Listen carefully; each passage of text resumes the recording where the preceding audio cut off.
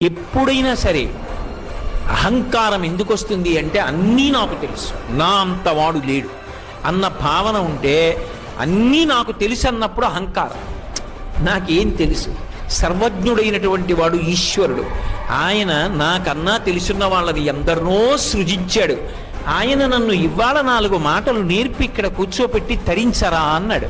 12 స్కంధములు ఆంధ్రీకరించిన పోతన గారు నేను భాగవతం ఆంధ్రీకరించాను అనలేదు.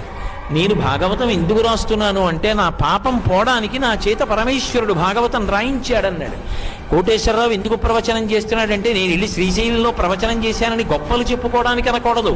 ఒరే, అక్కడ ఇక్కడ తిరిగి అహంకారంతో బ్రతుకుతున్నావురా, సహస్రఘటాభిషేకం అవుతోందిరా, వచ్చి ఓ కుండ పట్టుకో, నీ జన్మ తరిస్తుందని ఈ కుండని కాపాడడానికి, కుండ నెత్తికెత్తడానికి నన్ను తీసుకొచ్చాడు. ఈ కుండ నెత్తి మీద పెట్టుకుంటే నిన్ను నెత్తి మీద పెట్టుకుంటాను రా అని చెప్తే రాడని, ప్రవచనం అంటే పెద్ద తెలిసిన మొనగాళ్ళ వస్తాడని తీసుకొచ్చాడు. తీసుకొచ్చి 3 రోజులు నా చేత దర్శనమిచ్చి మహానుభావుడు నన్ను అనుగ్రహించాడు. నాకన్నా విద్వాంసులు లోకంలో లేరా?